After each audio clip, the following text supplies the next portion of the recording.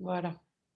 Alors, ce qu'on s'était dit avec Samuel, si peut-être Samuel, est-ce que tu veux déjà Mmh.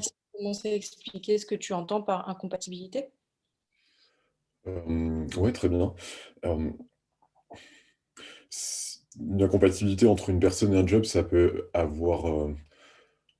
venir de beaucoup de choses, mais globalement, vous avez, vous, des aspirations par rapport à un job.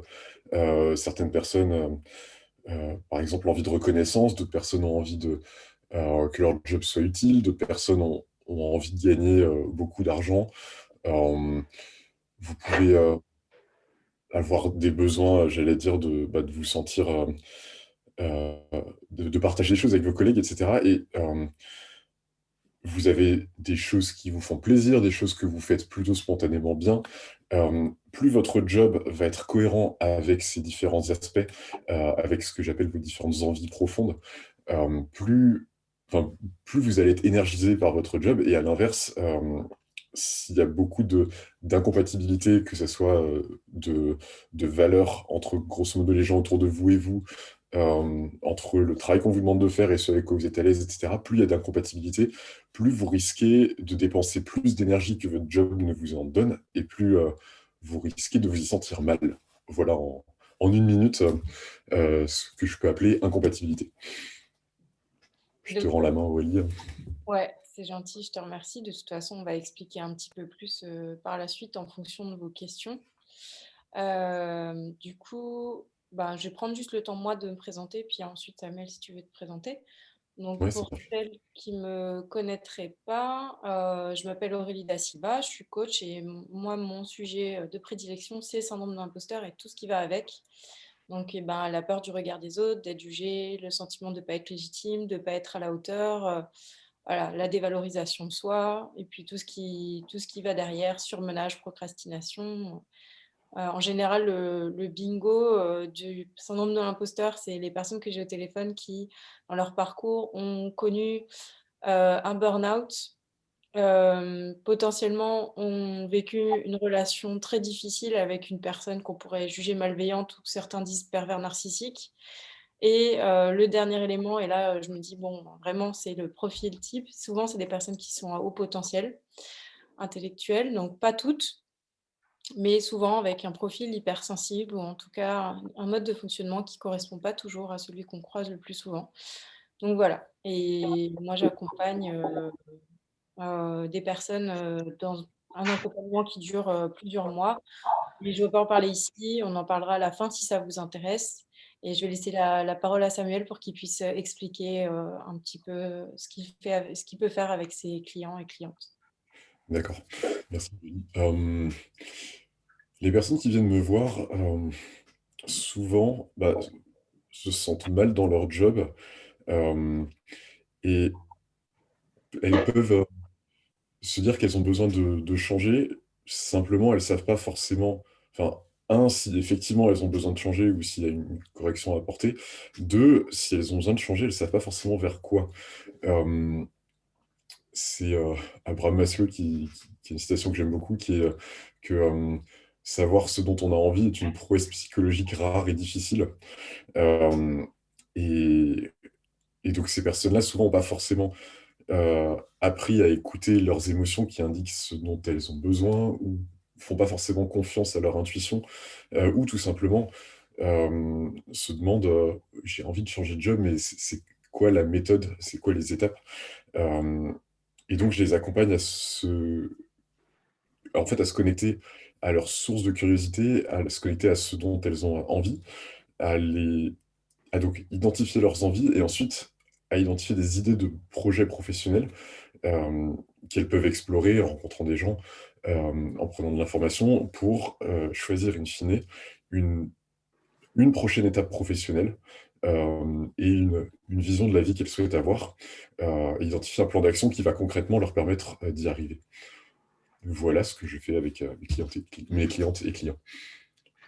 Je te rends la main. Ouais, c'est intéressant parce que je vois tout de suite, parce qu'en fait, Samuel et moi, on se connaît, par ailleurs parce que, on s'est rencontrés dans des formations ensemble Mmh mh. et en fait, on se posait la question pourquoi, moi, j'ai autant de personnes qui visiblement, pourraient aussi avoir besoin des services de Samuel, donc plutôt sur, l'aspect trouver quelle est sa voie, bilan de compétences et cetera. Et inversement, Samuel me disait qu'aussi, lui aussi, il avait pas mal de personnes qui lui parlaient de syndrome de l'imposteur. Et là, en t'écoutant, je me disais: «Bah, je crois qu'il y a un gros point commun déjà, c'est cette tendance à pas être capable d'écouter soi-même ce qu'on veut vraiment». Peut-être une tendance à s'adapter à ce qui est attendu de nous, de l'extérieur. Alors c'est absolument pas un jugement ou une critique, c'est même plutôt une faculté, l'adaptation.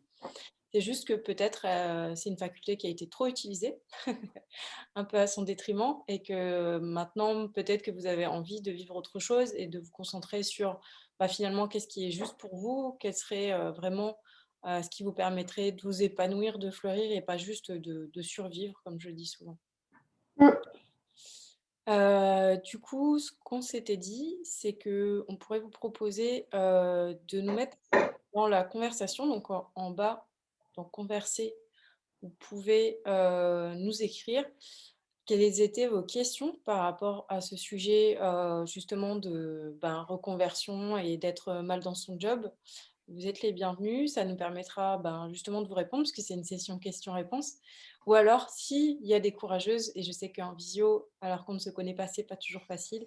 Si l'une d'entre vous a envie de prendre la parole directement, ben, vous êtes les bienvenus. Je vais profiter de ce temps où vous réfléchissez peut-être à la formulation de votre question pour vérifier si vous entendez un écho de mon côté, quand quand tu parles, Aurélie. Si vous le dites, enfin, si vous l'entendez, dites-moi, et donc on attend vos questions. Bonjour, moi je veux bien me lancer si vous voulez, ça aide comme ça. Ouais, super. Barbara, 51 ans. Je rebondis en même temps sur l'adaptabilité, l'adaptation. Moi, je m'adapte depuis que j'ai 24 ans dans plein de jobs différents. On a découvert récemment, parce que je voulais faire le point sur moi pour aller mieux, que j'étais au potentiel. C'est pas forcément un cadeau, hein. Il faut réussir à vivre avec. Et du coup, je me pose de réelles questions sur, oui, vraiment, changer de travail. J'ai des grandes compétences dans le travail que je fais actuellement, mais alors je m'ennuie à mourir. Et le burn-out, j'ai connu 2 fois. Et du coup, je me sens en bore-out. Donc, bore-out, l'ennui tellement profond que bah, ça donne plus envie de rien, ni dans le boulot, ni à côté. Et je me dis, à 51, il me reste quand même 15 ans ou 16 ans ou plus à bosser si j'ai droit à la retraite. Je m'en fiche de la retraite, moi j'ai envie de faire des trucs qui m'intéressent. Donc, je me pose tellement de questions que j'en suis sans doute à la phase, oui, est-ce qu'un bilan de compétences, ça serait utile? Parce que si je me mets à écrire toutes mes compétences, je les connais. Si je veux mettre des exemples en face, je les connais. Si je veux me dire qu'est-ce que j'aurais envie de faire, je sais aussi. Mais simplement, ça mène vers des métiers qui n'existent pas vraiment en détail. Donc ça, c'est difficile de pouvoir inventer son métier tout en se disant que je ne suis pas une imposteuse, impostrice, imposteur. Voilà, voilà. Merci. Samuel, tu veux répondre?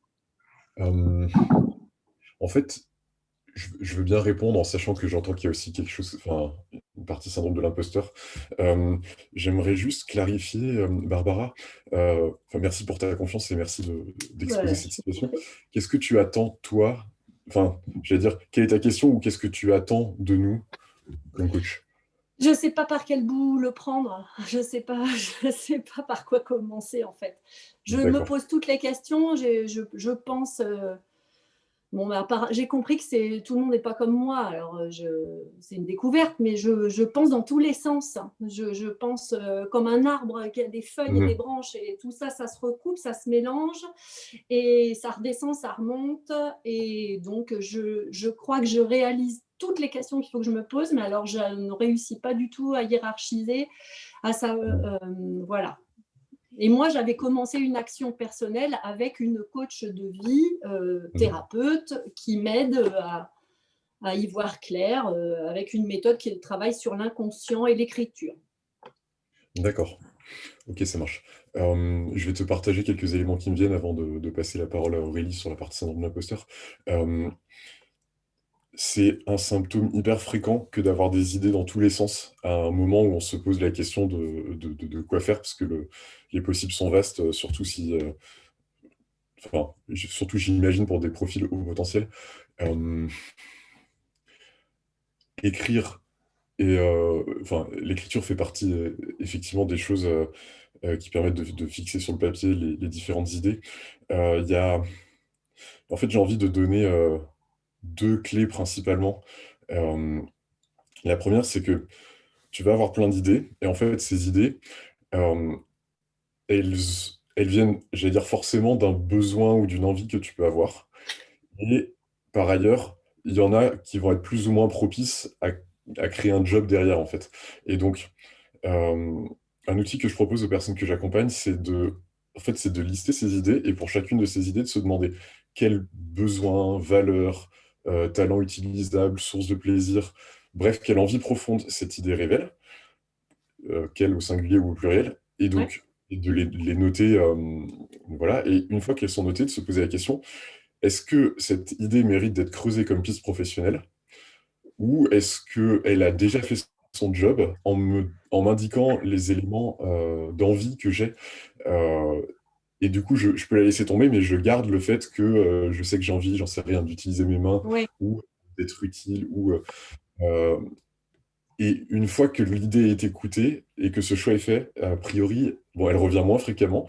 Et quand on les a toutes listées, euh, le, le cerveau enfin, a de quoi travailler avec cette liste d'envies, et, et il va continuer à turbiner sur les pistes qui peuvent être des pistes professionnelles, Ouais. et moins sur les autres. Et la Ok. deuxième clé, c'est une fois que ces pistes professionnelles sont identifiées, il y en a qui vont être, bon, enfin, il y en a qui peuvent être bonnes et il y en a qui peuvent ne pas être bonnes. Et en fait, on ne le sait pas forcément tout de suite au moment où on l'identifie. Et donc, c'est là qu'il est hyper important de préciser ce que c'est le projet professionnel. Combien de temps, enfin, quelles sont mes activités concrètes? Dans quel environnement je fais ça? Combien je gagne d'argent et comment? Ouais, Euh, ouais. ouais, c'est ça, parce que là, j'ai vraiment des idées. Il y en a, Mm. je pense qu'il y en a qui sont réalistes, mais là revient le syndrome de l'imposteur. C'est ça mon problème. C'est, je sais que c'est possible. Il y a des jours où je me dis, en gros, je vais dire un mot comme ça, mais je voudrais être coach, mais en utilisant l'art-thérapie. Donc, je me suis déjà renseignée, je sais ce que je dois faire, etc. Mais en même temps que je progresse sur ce chemin-là, qui n'est peut-être pas le bon exactement d'ailleurs, je me dis, ouais, mais comment est-ce que je suis vraiment légitime pour? Alors que je coche les cases. Mmh. Voilà. Et que les autres me disent, ah ouais, tu peux cocher telle case, peut-être moins telle autre. Bon, Mmh. c'est un exemple que je vous donne. Voilà. OK. Je te laisse la main, Aurélie. Tout à fait. Alors, bah, justement, j'ai Marlène dans les commentaires qui me demandait de rappeler ce que c'est le syndrome de l'imposteur, donc ça va permettre d'éclairer si vous ne voyez pas tout à fait. Le syndrome de l'imposteur, c'est le fait d'être compétent dans ce qu'on fait, mais d'avoir la sensation de ne pas être légitime pour le faire ou de ne pas être à la hauteur. Donc, typiquement, ça donne des personnes qui, pour tout le monde, elles font très bien leur travail, elles ne voient pas du tout où est le problème, et même on peut ne pas percevoir qu'il y a une problématique de confiance en soi. Là, des fois, c'est même des personnes qui peuvent dégager une grande confiance en soi, mais à l'intérieur, elles ont l'impression que, bah, non, mais Ah, pardon Aurélie, j'ai rigolé parce que oui, les gens, ils voient pas ce qu'on a à l'intérieur. Les gens, ils voient ce qu'on leur renvoie, qu'ils veulent qu'on leur renvoie. Et si on est un bon imposteur, on sait super bien leur montrer ce qu'ils veulent voir. Donc, ça se voit pas. Hein. Ouais, ouais, on a l'air super sûr de nous. Hein. Ça, oui, exactement. pardon, Pas j'arrête. de souci, bah, c'était une bonne illustration. Voilà, et en général, le souci, c'est que cette sensation-là, alors pour les personnes qui ne l'ont jamais vécu, ça paraît assez improbable, mais en fait, on peut avoir des symptômes qui sont assez durs à vivre, du genre se créer de l'angoisse, du stress, de l'anxiété, ne pas comprendre ce qu'on fait là, ne pas se sentir à sa place, avoir envie de quitter son job parce qu'on a l'impression qu'on n'a pas le droit d'être là, que les autres vont se rendre compte qu'on n'est pas à notre place, oui, qu'il y a un problème avec soi et qu'on ne devrait pas être à cet endroit-là. Ou quand on a une envie, on n'ose pas se lancer. Alors, moi, je distingue un peu 2 syndromes de l'imposteur. Il y a un peu le syndrome de l'imposteur, entre guillemets, «passager», qui est quand on commence un nouveau projet où on n'est pas à l'aise, on sort de sa zone de confort et voilà, on a la sensation qu'il y a un truc qui colle pas et la sensation qu'il y a un truc qui colle pas, notre cerveau l'interprète cette sensation comme: «Ah mais c'est parce que peut-être je suis, un ou une imposteur et du coup c'est ça le problème». Mais en général, quand c'est celui-là, il finit par pas durer quelques semaines, il finit quelques mois. Le syndrome de l'imposteur un peu plus, persistant et qui est par contre difficile à vivre et c'est pas rare que j'ai des personnes, ben, comme Barbara qui ont la cinquantaine, qui l'ont toujours. C'est un espèce de syndrome de l'imposteur existentiel où en fait, quel que soit ce qu'on fait, on se sent jamais, assez à la hauteur, assez compétent ou juste pas à sa place. Parce qu'on peut savoir qu'on est compétent dans le job qu'on fait, mais avoir conscience que en fait là, on n'est pas au bon endroit et qu'on reste là par un espèce de confort ou parce qu'on a peur d'aller faire autre chose et que, le problème en réalité, c'est juste, voilà, cette impression qu'il y a un décalage entre je sais de quoi je suis capable, j'ai envie de plus et en même temps je me l'autorise pas et donc ça donne ce genre de situation comme tu dis, Barbara, où en fait, ben, on quelque part, hein, il y a ce problème aussi, hein, c'est confortable la situation. Là, on a un job, tout va bien, on le connaît. On se lance vers autre chose, qu'est-ce que ça va donner financièrement? Est-ce que ça va vraiment nous plaire? Est-ce que, on est vraiment fait pour ça? Et alors chez les personnes, toutes les personnes qui ont un syndrome de l'imposteur ont en général un niveau d'exigence très élevé sur le résultat qu'elles sont censées fournir, qui est difficile à vivre du coup parce que c'est ce qu'elles font est toujours moins bien que ce qu'elles voudraient faire. Et alors chez les personnes à haut potentiel, il y a toutes les problématiques de sens, de justice, de est-ce que c'est bien que ce soit moi qui sois là à cet endroit-là? Une espèce de presque de volonté de que toutes les choses soient parfaites et justes dans le monde entier et donc, bah, on commence par soi et à se rendre compte de toutes ses propres insuffisances, donc c'est difficile à vivre. Donc la question qui se poserait, moi j'ai l'impression pour, Barbara, c'est plutôt est-ce que, tu n'as vraiment pas de certitude sur vers où tu vas aller. Et là, il y aura un vrai travail, plutôt avec Samuel de déterminer la bonne direction, être sûr qu'on va dans le bon sens, que ça respecte ce qu'on veut soi vraiment, parce que avancer dans une direction qui est pas la sienne, bah, ça permet au moins de découvrir que c'est pas la bonne. Mais c'est sûr qu'on perd du temps aussi. Ou est-ce que en réalité, tu sais déjà ce que tu veux faire, mais c'est juste que tu sautes pas le pas? Et là, c'est un autre problème et c'est plutôt C'est du ça. genre de syndrome de l'imposteur. Moi, je suis plutôt dans ce cadre-là et je vais vous dire une chose pour tous, que j'ose dire. J'ai peur de réussir. C'est bizarre, hein, parce que ça fait vraiment je tourne ça en rond, j'écris, je réfléchis, je travaille sur moi. J'ai pas peur de l'échec, je l'ai déjà vécu, j'ai monté une société, ça s'est cassé la figure, je sais pourquoi, et du coup, j'ai appris et j'essaye de penser à l'américaine parce que les Américains, il y a jamais d'échec, eux, ils apprennent et nous les Français, on est toujours nuls, on fait toujours c'est des échecs. Alors bon, j'appelle pas ça, je n'ai plus peur de l'échec, mais j'ai vraiment peur de réussir.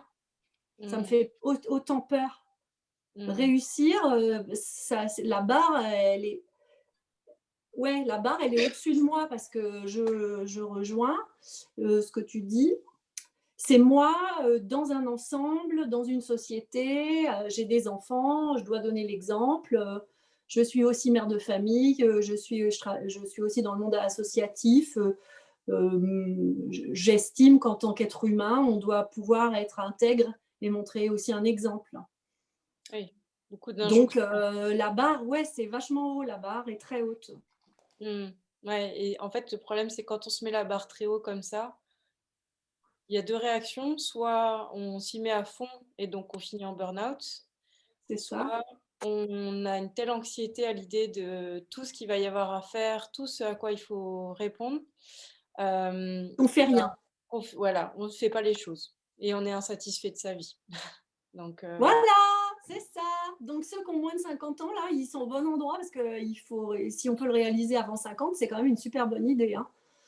C'est un message pour les autres. Je ne sais pas quel âge ils ont, mais peut-être pas tous 50 ans. Oui, comme vous l'avez invité, Samuel, dans les commentaires, si vous avez envie de réagir, n'hésitez pas. Si vous avez envie de poser votre question, allez-y, hein.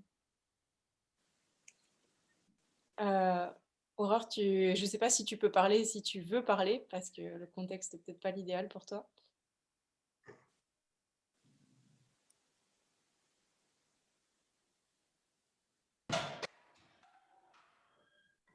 Voilà, j'ai l'impression qu'Aurore essaie d'activer Ah, son micro.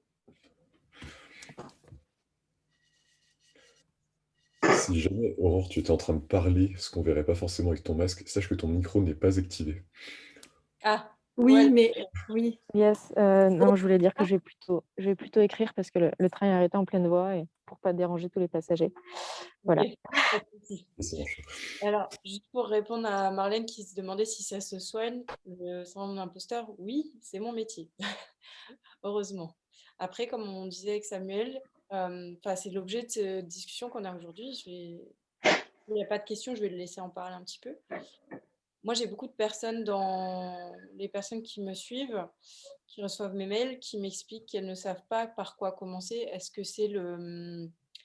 c'est trouver la bonne voie ou est-ce que c'est commencer par le syndrome de l'imposteur? Parce que quand on cumule les deux, c'est un peu difficile de savoir par quoi commencer. Je vais insérer une petite information, Aurélie, qui peut être utile. Bien sûr. Euh, donc, oui, Marlène a fait un accompagnement avec moi en fait sur ce vers quoi elle souhaite aller. Donc, du coup, sur cet aspect-là, euh, enfin, ça fait quelques semaines qu'on n'en a pas discuté, mais voilà, pour info, elle a eu une période de réflexion là-dessus. Je te rends la parole. Ok, très bien.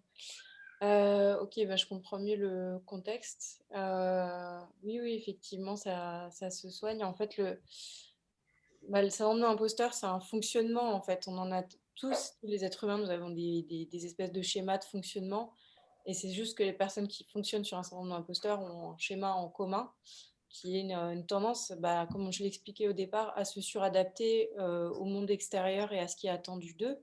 Et du coup, aussi une difficulté à se connecter à ce qu'elles veulent vraiment, d'où le fait que souvent aussi, il y a une problématique de trouver ce qu'on a envie de faire au moment où on se rend compte que ça va plus du tout dans sa vie. Des fois, c'est un moment de crise qui génère ça. Je vois Lorraine qui demande si la procrastination, c'est pas un peu paradoxal. Oui, c'est paradoxal, mais en fait, c'est lié au fait que la représentation vraiment qu'on a de ce qu'on devrait être pour être légitime, c'est un truc tellement inaccessible, difficile à atteindre, que ça génère de l'anxiété parce que inconsciemment, on pense aussi au fait que c'est pas possible, on va pas y arriver, que les autres vont se rendre compte, qu'on n'est pas la bonne personne, qu'on n'arrivera jamais à rien. Et tout ça, ça génère de l'anxiété. Et cette anxiété, elle va amener à faire des choses, déjà à éviter les situations qui génèrent du stress parce que c'est déjà difficile à gérer.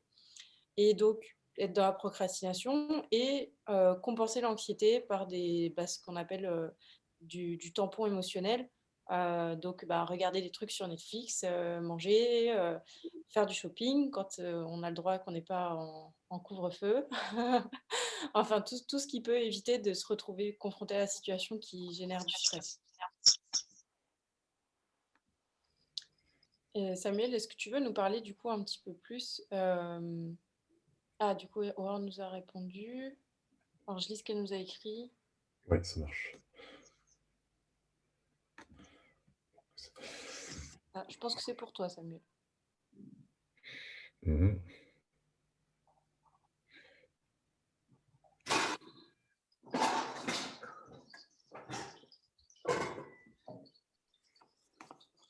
Mhm. Le sujet me parle. Je ne suis pas certain de saisir, Aurore, ce que tu attends de notre Comment on fait alors? page. Euh, je regarde s'il y a des choses qui me viennent.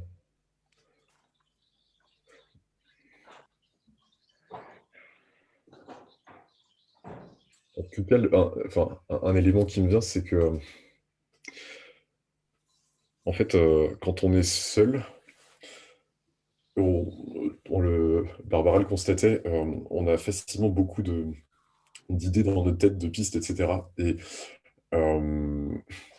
Et donc là, je lis, après avoir fait la liste de tout ce que je veux, c'est tellement énorme que je ne fais plus rien. Euh, L'écrire est une étape, effectivement, où déjà, au moins, on a tout listé. Et euh, enfin, s'il y avait un conseil qui me... Ok, ça marche. Qui me venait, c'est... En fait, ça peut être d'en discuter avec des gens. C'est-à-dire qu'une fois qu'on a fait la liste, en discuter avec des personnes, généralement, il y a des prises de conscience qui avancent, qui progressent sur cet élément-là. En fait, j'en ai peut-être pas tant envie que ça. Ou alors celui-là, bah, c'est celui dont j'avais envie de te parler spontanément. Et c'est donc peut-être celui qui est le plus vivant pour moi aujourd'hui. Et donc, quand je dis en discuter avec une personne, c'est... euh, alors, c'est pas forcément facile à trouver dans son entourage, mais une personne euh, qui est capable d'écouter, qui est capable d'écouter sans juger, et qui est capable de s'intéresser à ce que tu dis, plus que de donner son avis, en fait. Euh, et c'est cette opportunité que cette personne va te donner de parler sur ce que tu as envie de faire, éventuellement de te poser des questions, j'allais dire, curieuses et ouvertes d'esprit, sur des points que cette personne, enfin, qui viendront à cette personne quand tu as le temps d'en parler, que c'est ce type d'échange qui va t'aider à... Enfin, c'est un levier pour t'aider à distinguer ce qui te tente vraiment de ce qui te tente un peu moins, ce qui est vraiment vivant pour toi, de ce qui est peut-être une idée plus vague et à plus long terme. Euh, Comment avancer quand on est dans la phase de procrastination? Tum, tum, tum. En fait, je lis euh, structurer une multitude d'envies et de projets différents en un seul projet de vie, oser se lancer, sortir de la zone de blocage. Euh, Quand je lis oser se lancer, j'ai envie de le comprendre, ou je préconiserais de le comprendre, oser se lancer dans une exploration un peu plus détaillée, en fait. Euh, C'est-à-dire, entre le moment où il y a l'idée et le moment où on s'y lance à corps perdu, à temps plein, euh, il est il est très bénéfique d'avoir une phase où on expérimente. Euh, je vais dire n'importe quoi, mais si tu, par exemple, si tu envisageais, à ma connaissance, c'est pas le cas, mais de te lancer dans une activité de coaching pour aider les personnes qui ont tel problème, ça serait d'identifier des personnes qui ont ce problème-là, de commencer à lire sur le sujet, d'éventuellement proposer à une personne de commencer à l'accompagner gratuitement sans rien, enfin, sans forcément lui promettre, mais euh, et donc en fait d'explorer les différentes pistes et de voir celle vers laquelle tu as enfin, celle vers laquelle tu auras envie de faire des premiers petits pas, ça sera probablement une piste qui est vraiment présente. Et puis deux, les petits pas que tu vas faire vont t'amener euh, enfin, à vérifier si la chose te plaît effectivement ou pas. Et un dernier élément qui me vient, c'est que dans cette situation, euh, enfin, ça peut être inconfortable de s'autoriser une... Le mot qui me vient, c'est une période d'essai, mais enfin, d'essai au pluriel. En fait, de s'autoriser à se dire qu'on n'a pas choisi encore notre job ou la chose, et on va prendre 3 mois, 6 mois, un an, enfin, ça dépend des personnes, euh, pour essayer des choses. Euh, et ça va permettre de clarifier dans de la liste que tu as indiquée qu'est-ce qui effectivement t'énergise quand tu as commencé à creuser davantage, qu'est-ce qui t'énergise moins, sur quoi il va y avoir des obstacles que tu n'avais pas anticipés et qui te paraissent incompatibles avec ce dont tu as envie, euh, sur quoi en fait tu avais des peurs, mais quand tu l'essayes finalement, tu vois que bah, tu vois mieux, tu te représentes mieux ce qui se passe dans tel métier ou telle activité, et du coup la peur disparaît. Euh, voilà les éléments qui me viennent. Je sais pas si ça enfin, si ça te parle et si tu veux réagir, en sachant que j'entends que tu vas pas le faire par la parole, mais euh, ouais, Je ne sais pas si vous m'entendez suffisamment, si je parle dans le micro comme ça. ouais, pour moi c'est bon. Ouais. La première réaction que j'ai eue En fait, j'ai l'impression d'être constamment en train d'expérimenter. C'est comme Hein, je m'intéresse à beaucoup de sujets, enfin, même si j'ai quand même un peu trouvé ce que je voulais faire, mais en l'occurrence, je suis musicienne, hein, pour ceux qui ne savent pas. Euh, et du coup, j'entame constamment des nouvelles études et des nouvelles formations. Et dès que j'en sais un peu, je vais pas avoir enfin, je m'ennuie très vite, donc je vais pas au bout de ce que je pourrais vraiment aller creuser, creuser, creuser. Dès que j'en sais un peu, ben, je me dis, bon, ça c'est cool, je passe au suivant. Et du coup, c'est à partir de quand est-ce que je peux décider de mettre tous ces demi ou trois quarts de compétences vraiment dans un métier, quoi, et pas juste d'accumuler des compétences, accumuler, accumuler, accumuler, sans rien en faire, quoi. mhm. Mais Euh, j'entends ouais, le fait d'expérimenter et de dire, bon, ben, tant pis si je ne fais pas ça toute ma vie, mais je vais faire un peu et puis on verra ce que ça donne. Mm. oh, c'est super qu'effectivement tu réagisses parce que j'entends que du coup, toi, tu es presque au stade. Enfin, tu as déjà beaucoup expérimenté de choses. La question que j'ai envie de te poser, c'est en quoi est-ce que ta situation est problématique aujourd'hui s'il l'est? J'ai posé la même. En quoi ben, euh, d'une façon très pragmatique, j'arrive en fin de droit de chômage en mars. Et j'ai Mhm. un concert prévu en juin, qui est le seul que j'ai depuis un an avec la crise. Et du coup, euh, j'ai plein de projets de concert, j'ai plein de projets de programmes différents et plein de musiciens différents. J'ai aussi envie de bosser plus avec la nature, avec peut-être les animaux et de faire des choses différentes. Mais euh, j'ai l'impression de me disperser. J'ai la sensation que je ne vais pas avoir assez de temps et d'énergie pour travailler d'une part la musique et les programmes que je veux mener à fond, et d'autre part une activité qui va être lucrative, me permettre de me nourrir, quoi, tant qu'il n'y a pas de Mhm. concert payé. Ok, ça me paraît clair. Et enfin, parce que ce que j'avais dans ma tête en te posant la question, c'est quand tu auras un problème suffisamment pressant, tu seras peut-être davantage motivé à te concentrer sur un truc.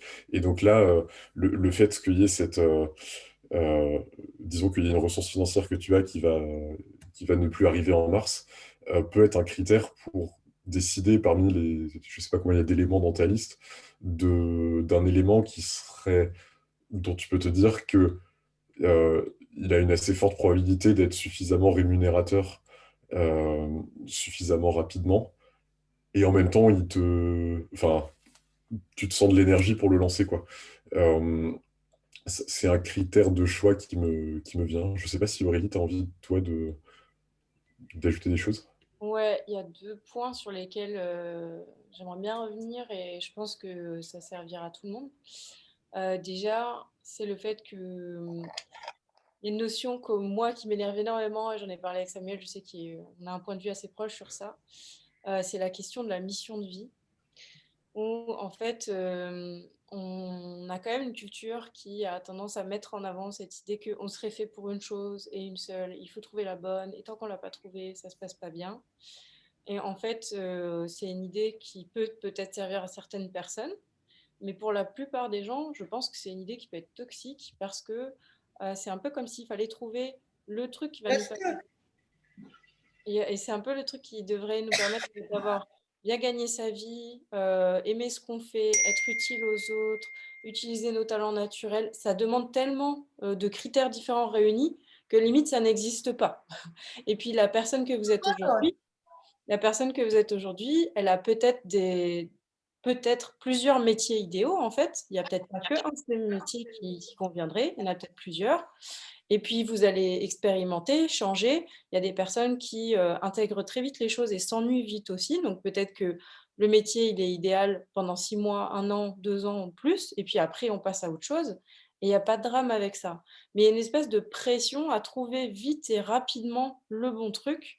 Alors que juste, parfois, on passe par des phases de notre vie où on teste des choses, et ça peut être même toute une vie, où on teste des choses différentes qui nous apportent et des bénéfices et des inconvénients. Mais il n'y a pas de situation où on n'aura jamais d'inconvénients. Ça n'existe pas. Il y aura toujours des trucs qui ne fonctionnent pas comme on voudrait. Et l'autre point, c'est, alors je ne sais pas du tout si c'est ton cas, Aurore, il faudrait creuser un petit peu plus, c'est pas ma spécialité. Mais j'aimerais bien aussi attirer votre attention sur la notion de multipotentiel. Il y a des personnes qui sont capables de faire plusieurs choses en même temps, qui peuvent avoir des talents dans plusieurs domaines et c'est génial, c'est extraordinaire. On a de la chance d'être comme ça et en même temps, ben, c'est vrai qu'on est dans une société où c'est pas le modèle qu'on nous présente, donc parfois il faut un petit temps, un chemin avant de se rendre compte que peut-être on a besoin de concilier plusieurs choses en même temps. Peut-être qu'il y a une partie, ça va être en activité salariée et le reste en bénévole ou en loisir. Peut-être que ça peut même être 2 activités en même temps, salarié à temps partiel, indépendant à côté. Bah, il y a plein de formules possibles. Mais des fois, ça peut faire du bien aussi de prendre un peu de recul et de se laisser la possibilité de créer quelque chose qui, effectivement, n'existe pas encore, mais qui est peut-être plutôt sur mesure sur qui vous êtes vous, mais que l'extérieur ne va pas vous apporter sur un plateau parce que c'est à vous de le créer. Et je sais que c'est exigeant. Je ne dis pas que c'est facile, mais je parle d'expérience, je suis passée par là. Samuel, tu voulais rajouter quelque chose? En fait, ce que tu dis sur le fait d'avoir plusieurs activités, je vais essayer. Est-ce que tu peux m'autoriser à partager mon écran? Je Mmh, vais sortir une petite planche d'une présentation. ouais, là, je pense Euh, que ça marche. alors, partager, et voilà. Euh, je ne sais pas, Aurore, à quel point ça va être pertinent dans ton cas, et tu as déjà vu cette planche par ailleurs, mais juste pour illustrer, donc ce que vous voyez là, c'est ce que je propose, enfin, c'est les grandes étapes de l'accompagnement que je propose, et je pense les grandes étapes si vous voulez vous trouver ce qui vous plaît professionnellement. En étape 2, on a identifié les envies profondes que je matérialise par un certain nombre d'étoiles. Et en étape 3, préciser des projets bon, et examiner des peurs. En fait, ces projets-là, donc, qui sont représentés par des rectangles, vont englober autant que possible vos envies profondes, mais peut-être pas a priori, comme tu me disais, Aurélie, pas toutes, ou du moins il y aura des inconvénients dans chacun, ou des choses qui ne seront pas nourries. Et une option possible pour que autant d'envies profondes que possible soient nourries, c'est effectivement d'avoir deux projets, donc deux rectangles, dans lesquels, enfin, qui sont très complémentaires en termes des envies profondes qu'elles nourrissent chez vous. Par exemple, dans mon cas, j'ai un rectangle qui est le coaching qui nourrit un besoin de sens, et un rectangle qui est la direction de cœur qui nourrit enfin, un besoin d'appartenance à un groupe, qui nourrit une, un amour de la beauté et de l'esthétique, une passion, enfin un plaisir de chanter. Euh, et les deux en parallèle nourrissent chez moi des besoins complémentaires en fait. Et, voilà ce qui me venait sur ce sujet.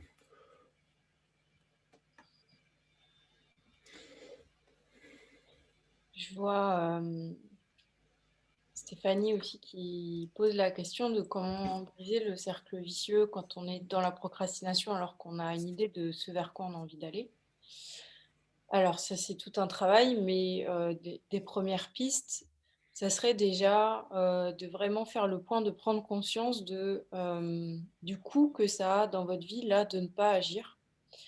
Vous pouvez vous poser et commencer à faire une liste de tout ce que ça vous coûte là actuellement de rester dans cette situation qui ne vous convient pas, de votre besoin de sens, d'un point de vue de vos relations, de votre épanouissement personnel, de votre situation financière peut-être, enfin tous les domaines de votre vie, en quoi c'est un problème. Et puis, par rapport au projet qui vous fait envie, dans lequel vous n'arrivez pas à vous lancer et où la procrastination pèse pas mal, bah, c'est justement de faire l'inverse et d'aller voir, posez-vous pareil et écrivez tout ce qui se passera de positif que vous pouvez anticiper de bon dans ce projet, ce qui va changer pour vous. Ça ne va pas régler toute la situation, mais ça va vous aider à récupérer déjà de l'envie, de vous détendre, de vous déstresser. Un exercice que je donne souvent à mes clientes, c'est que je vous conseille de faire, c'est le scénario du pire et le scénario du meilleur.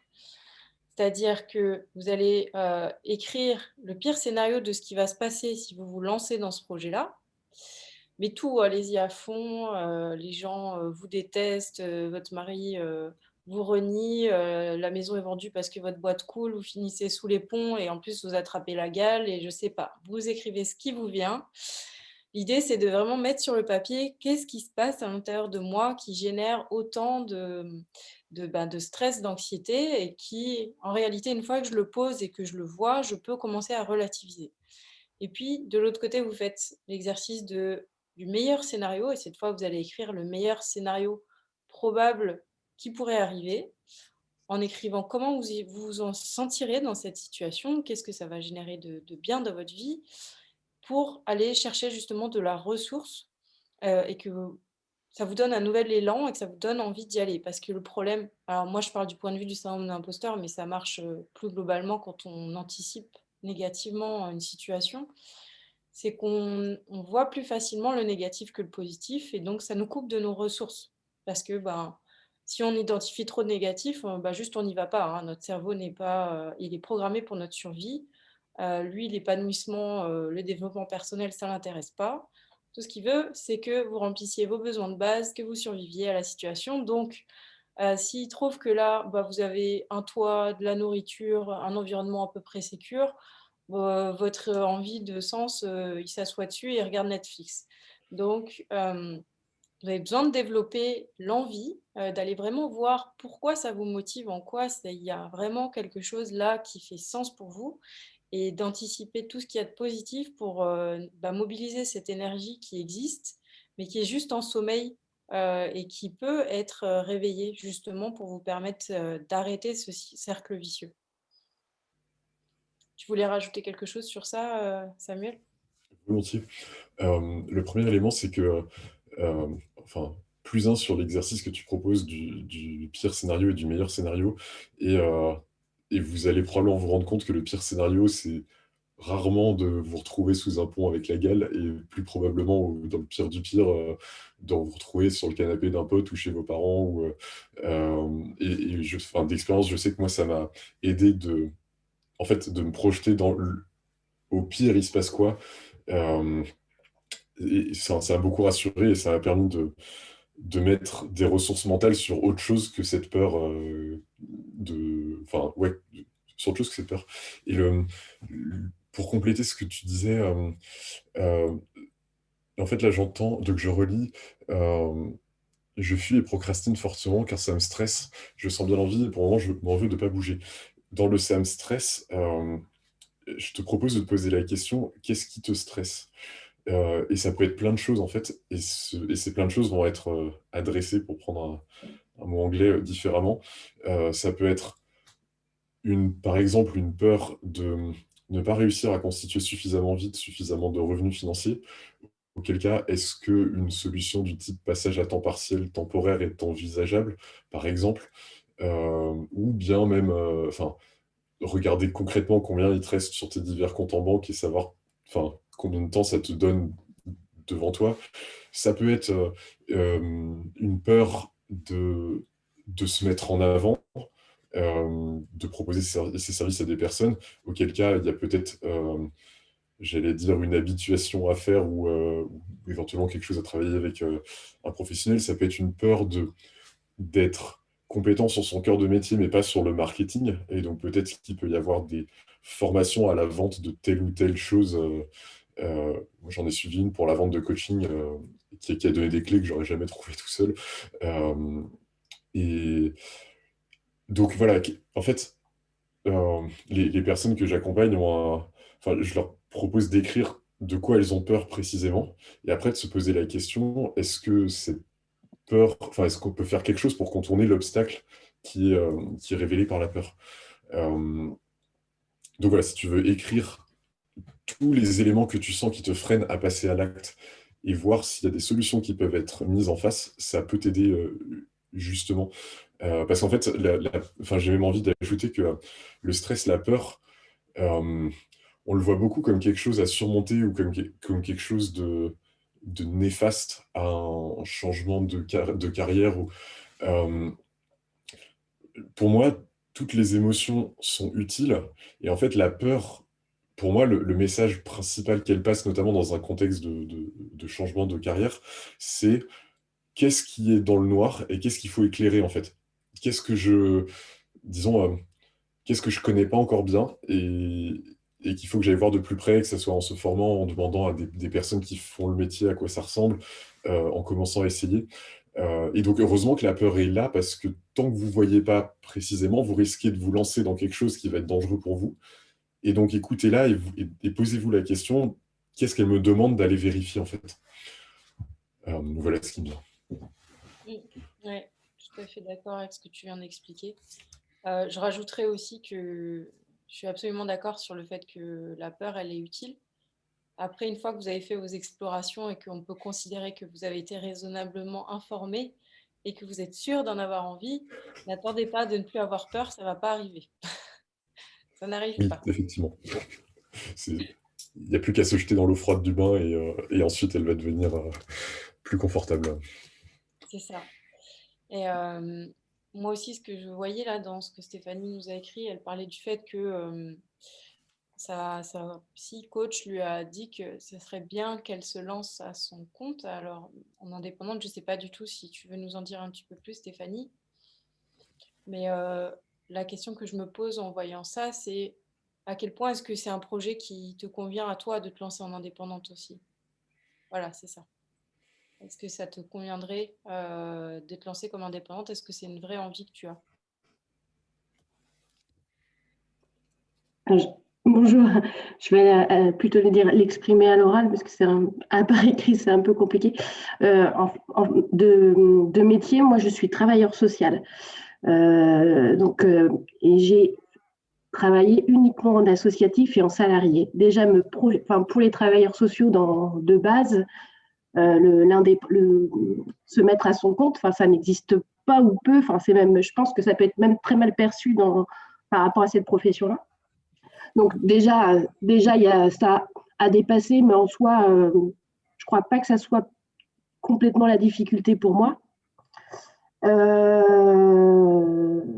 Et donc, par contre, si, parce que j'ai beaucoup de choses à apprendre sur ce que c'est être indépendant. Je n'ai jamais réfléchi en étant indépendant. Et après, j'ai la peur financière, j'ai la peur, c'est le syndrome de l'imposteur qui est là, donc où je ne me sens pas forcément légitime, déjà parfois même dans mon propre poste. Voilà, je ne sais pas ce que je peux dire de plus. Tu te lancerais comme indépendante, comme travailleur social? Non, Oui. Comme travailleur social, d'accord. Ok, je Bah, connais. oui, alors à réfléchir, c'est pareil du coup, mais oui, sur une notion il y a des personnes qui sont qui ne rentrent pas dans les cases des institutions pour être soutenues. Donc ça changerait de public. D'accord, ok. Et ça, c'est quelque chose dont tu as vraiment envie? Moi, j'adore accompagner en tant que travailleur social. Moi, c'est la base de mon métier, c'est ce que j'aime faire, c'est accompagner les personnes, ouais. Après, moi, ma difficulté, elle est plus ma relation à l'institution et à la hiérarchie. Ah, d'où le fait de vouloir se lancer comme indépendante. C'est ça. D'accord, ok. Je te posais ces questions, alors c'est peut-être pas ton cas, et puis tu travailles avec quelqu'un avec déjà une coach, donc vous avez peut-être déjà exploré ça, mais je vais le préciser pour les personnes qui sont là. C'est important aussi de vraiment faire le point sur qu'est-ce que vous avez vraiment envie de faire et de faire la différence entre ce que votre environnement vous pousse à faire et ce qui est vraiment juste pour vous. Parce que votre famille, vos amis, vos proches, même vos collègues, ils n'ont pas du tout la même vision que vous sur la vie, sur qui est important pour eux et ils n'ont pas les mêmes peurs que vous. Et ils peuvent projeter leurs peurs sur vous et aussi leurs envies. Et c'est pas parce que, par exemple, on a des compétences quelque part qu'on a envie de les utiliser. C'est pas parce que vous êtes super bon gestionnaire que vous avez envie de passer votre vie là-dedans et de passer à l'échelon supérieur. Peut-être que vous avez envie d'autre chose.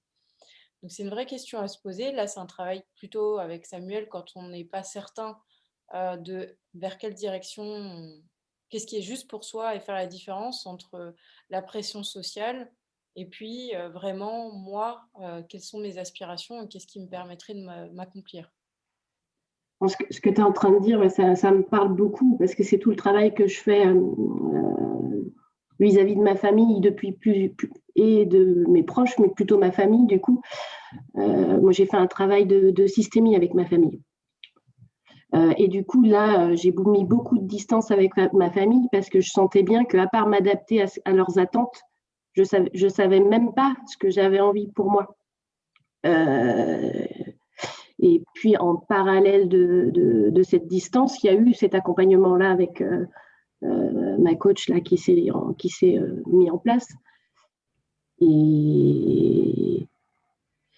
Et je pense que quand même, je suis au bon endroit, mais effectivement, ça me parle. Et du coup, je me suis même posé la question, mais elle me dit de me mettre à mon compte, mais est-ce que ça me convient? Est-ce que ça va? Enfin, du coup, comme j'ai tendance à m'adapter aux attentes des autres, enfin, est-ce que pour moi, c'est le bon endroit? Enfin, je me suis effectivement posé cette question-là.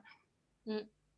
Bah, alors, ça ne résout pas tout, mais une question à se poser très simple qui permet déjà d'ouvrir certaines portes, c'est de se demander si tout était possible, si tout était facile, à quoi ça ressemblerait, de quoi j'aurais envie.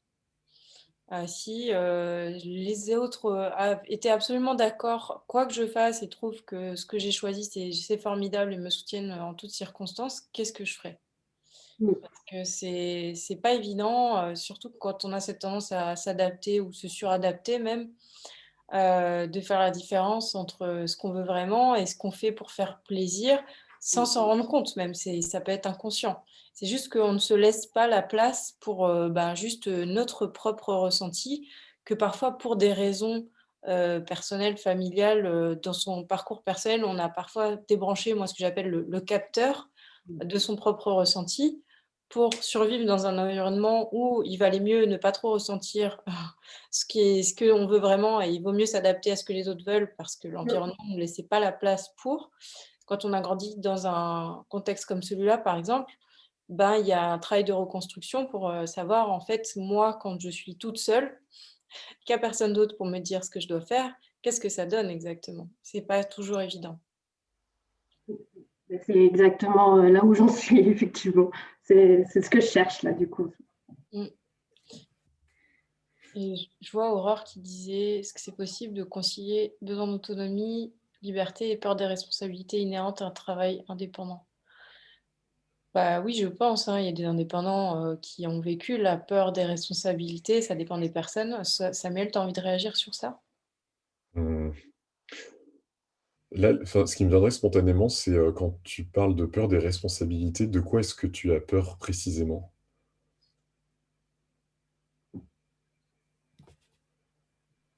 Je dirais le manque de cadre. Le manque de cadre, le besoin, la nécessité de tout gérer soi-même, d'aller chercher une clientèle soi-même, de tout ça, quoi. D'accord, et ce qui te fait peur, c'est quoi? C'est que ça te prenne du temps, c'est que tu saches pas le faire, c'est...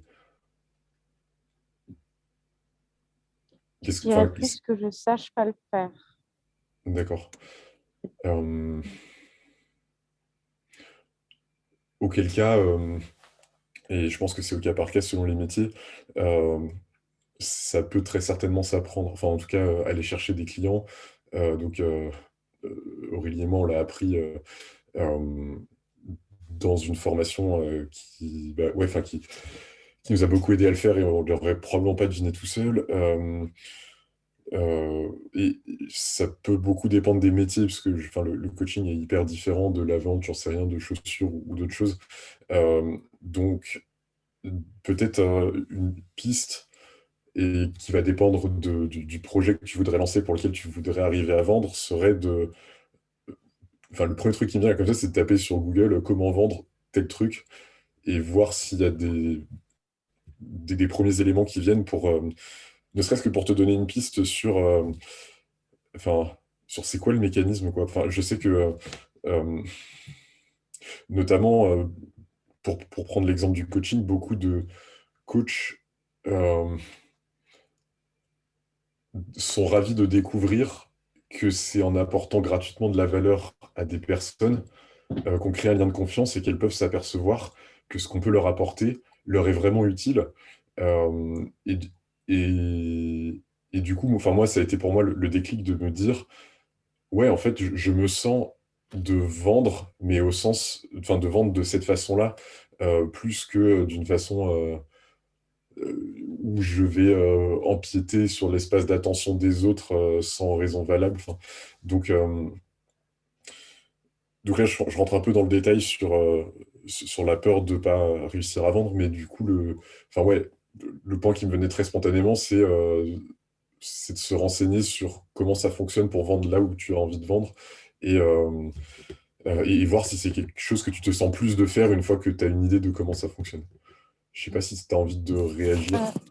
Ouais, bah, en fait, ce que je me suis rendu compte, c'est que là où ça rejoint la problématique du syndrome de l'imposteur, c'est que ce soit dans le coaching ou dans le métier d'artiste, c'est pas seulement vendre un service, mais c'est se vendre soi-même. Et pour se vendre soi-même, il faut être sûr de sa légitimité.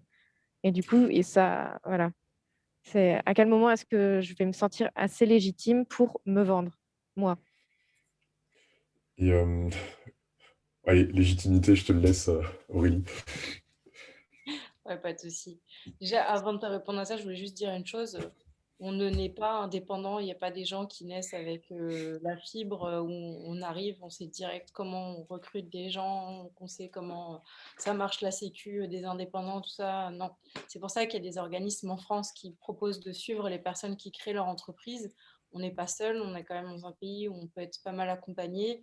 Et puis, on peut suivre des formations par nous-mêmes pour acquérir des compétences là où on en a besoin. Donc, si les autres le font, tu en es pas capable aussi si tu en as vraiment envie. Ça, j'ai pas de doute là-dessus. Après, sur la problématique de légitimité, oui, là, c'est un vrai travail à faire parce que si tu sais ce que tu veux faire mais que tu n'y vas pas juste parce que tu ne te sens pas légitime, une fois que tu as mis tout le reste de côté, c'est un problème plus profond à traiter parce que cette histoire de légitimité, je vois beaucoup de personnes qui juste se mettre des barrières, elles sont compétentes, elles sont déjà reconnues dans ce qu'elles font. Il n'y a pas de, en fait, il n'y a même pas de doute sur le fait qu'elles en soient capables pour tout le monde, sauf pour elles-mêmes. Du coup, là, ce serait vraiment travailler sur, quand je travaille sur le syndrome de l'imposteur, en gros, je travaille sur essentiellement 2 points. C'est comment tu te perçois toi-même, qu'est-ce que tu penses de tes capacités, de tes compétences, et puis de ce que tu penses qu'il faudrait être pour avoir le droit d'exercer le métier que tu veux faire. En gros, c'est quoi être légitime pour toi? Et à partir de quel stade est-ce que tu penses que tu seras légitime? Et je pense que si tu devais écrire sur une feuille tout ce que tu devrais être censé savoir ou savoir faire pour être légitime, il y a peu de gens qui rentrent dans la case en fait. Parce que c'est tellement, voilà, c'est trop de choses. Et le deuxième point, c'est la peur du regard des autres, mais en réalité, c'est pas le vrai regard des autres, c'est le regard des autres que tu as intériorisé. C'est-à-dire que c'est un regard des autres qui existe que dans ta tête.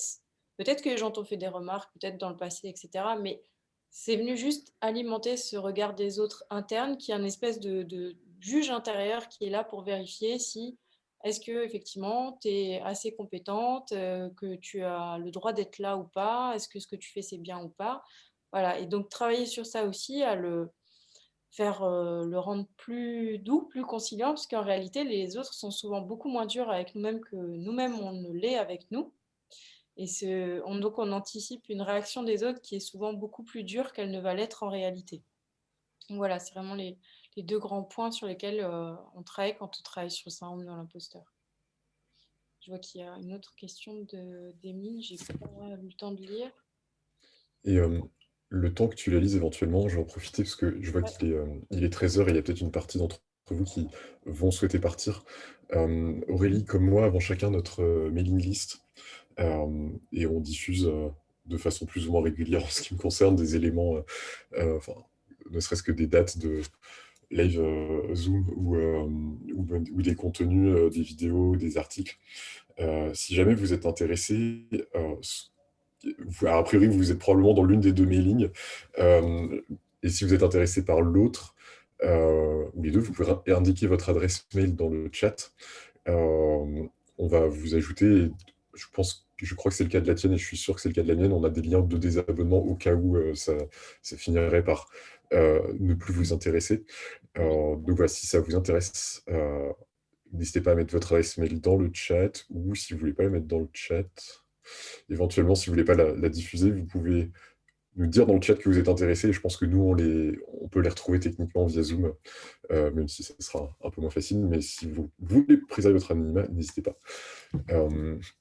Et peut-être un dernier élément que je voudrais ajouter pour Aurore, avant peut-être que tu répondes à la question d'Émilie, c'est enfin, concrètement, c'est quoi qui va faire que tu te sens légitime?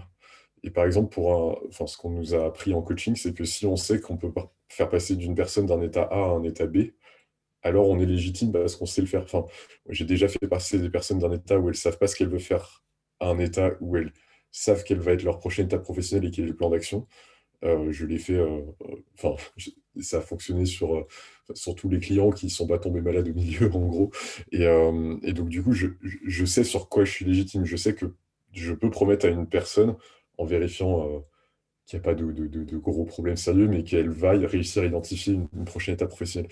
Comme chanteuse, ça peut être, je sais que je vais faire passer un bon moment qui va susciter de l'émotion. Je sais que j'en sais rien, je sais que je suis capable de proposer une interprétation baroque, donc je suis légitime pour me mettre sur scène dans du baroque euh, devant des spectateurs ou spectatrices.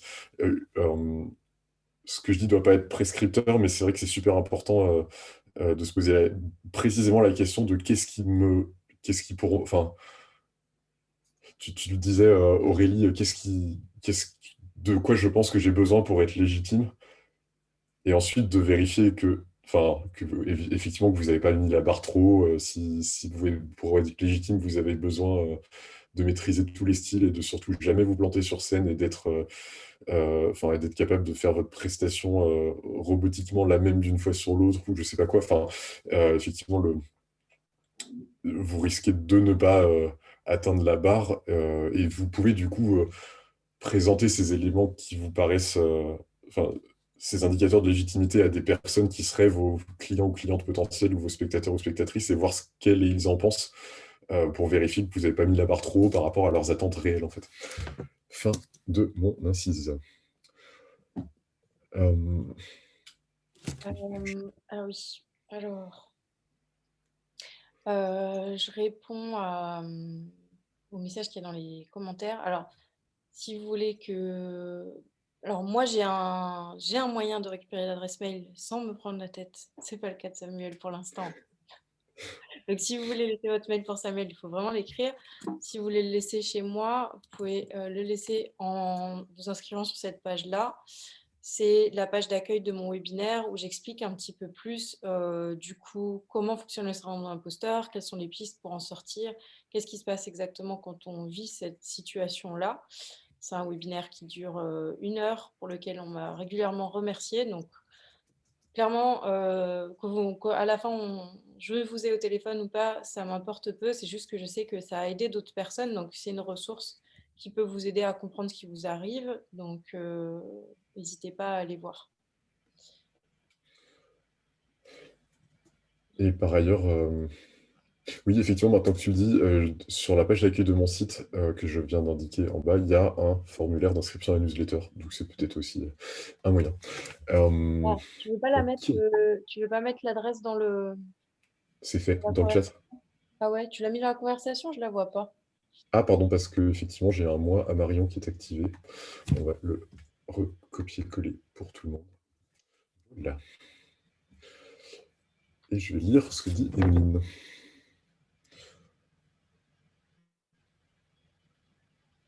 Mais alors, pour répondre un peu rapidement par rapport à ce que disait Emine, ce qui peut être problématique dans ce genre de situation où en fait on met tout l'accent, le sens de sa vie, tout ce qui est important sur le travail, c'est que du coup quand il y a un problème avec le travail, ben, c'est sa propre identité, sa propre valeur qui en prend un coup. Donc, dans le cas d'un burn-out, c'est une catastrophe. Donc si vous avez du genre à avoir une identité collée entre moi, c'est mon travail, c'est moi, et finalement, s'il n'y a qu'à cet endroit-là que j'arrive à avoir de la reconnaissance, du plaisir, etc., le risque, c'est que bah, quand il y a un problème, il y a un effondrement, c'est vous aussi qui vous effondrez. Donc là, l'idée, c'est d'aller développer les autres domaines de votre vie. C'est un peu la différence, hein, pour faire un parallèle. Comme dans l'agriculture, on fait soit de la monoculture où on plante la même essence, on fait que du maïs sur des kilomètres et des kilomètres, mais du coup, ben, c'est dangereux parce qu'il peut y avoir un parasite du maïs et alors tout meurt d'un coup. où on fait de la pluriculture, ou là où justement on met des essences différentes qui peuvent s'entendre entre elles, s'apporter les unes les autres, comme on peut faire en permaculture. Et donc, dans votre vie, c'est de faire la même chose, c'est de cultiver les autres domaines en dehors du travail pour pas se mettre en danger dans les situations où le travail ne vous apporte plus tout ce qu'il a pu vous apporter par le passé. Ouais, bravo Émilie, c'est pas facile, hein. Tu voulais ajouter quelque chose sur ça, Samuel, avant qu'on finisse bientôt, je pense?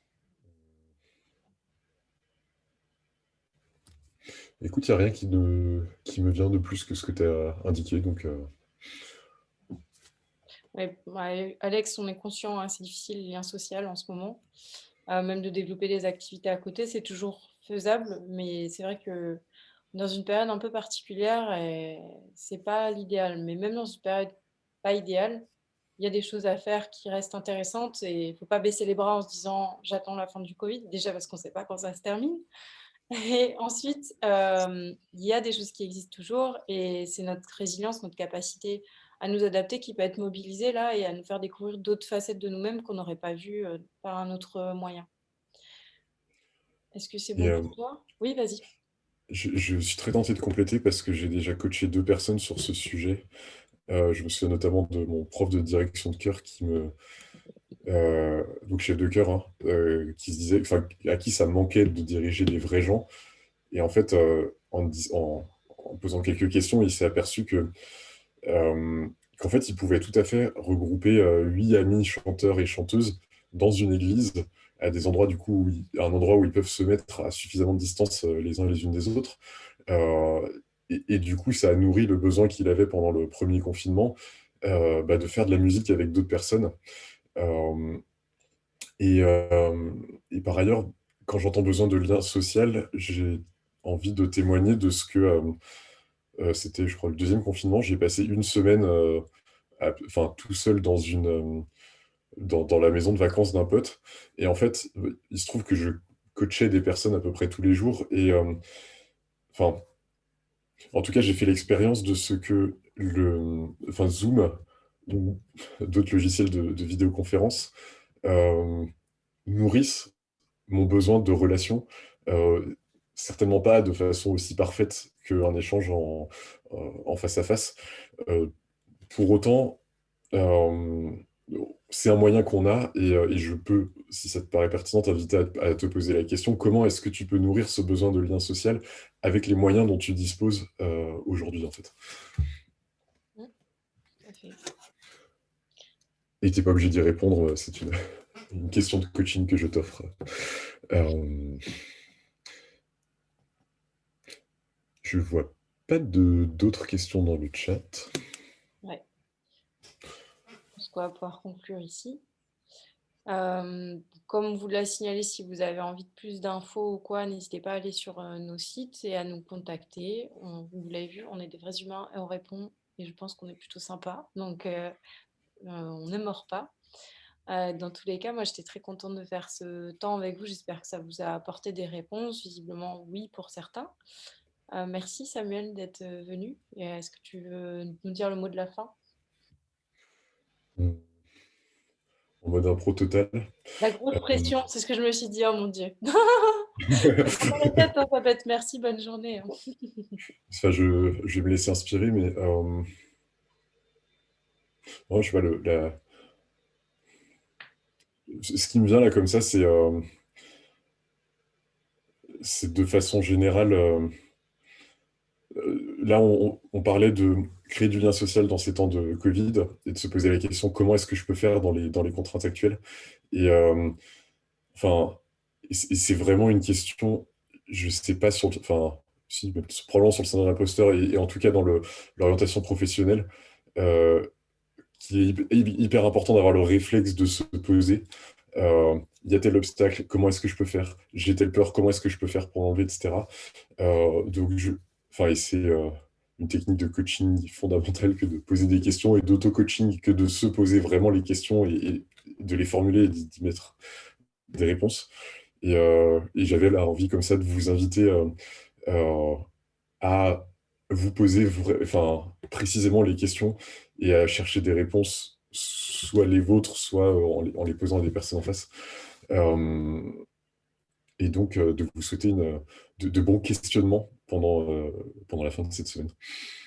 Et si ça ne vous suffit pas de vous questionner tout seul dans votre coin, sachez que Samuel et moi, on a chacun sur notre site un endroit où vous pouvez réserver un appel gratuit pour avoir un premier contact et voir ce qui peut être fait ensemble. Il n'y a pas de pression, c'est juste pour voir où vous en êtes, on fait le point et voir ensuite si ça vous dit de vous lancer, on en discute. Mais l'idée, c'est toujours de vous permettre de gagner en clarté. Donc, Samuel a ajouté son lien là en bas. Yes. Si les questionnements, ce qu'il vous a partagé vous a inspiré, vous a donné envie d'aller plus loin, n'hésitez pas.